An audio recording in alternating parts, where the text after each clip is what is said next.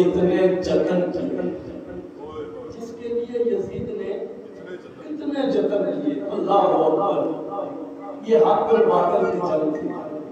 कुछ तो कहते ना ये दो शहजादों की जंग थी, ये उनकी काम ख्याली, ला हौला वला कुव्वता, ये हक और बातिल की जंग थी।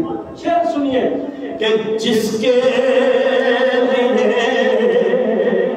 यजीद ने इतने जतन किए, जिसके लिए यजीद ने इतने जतन किए,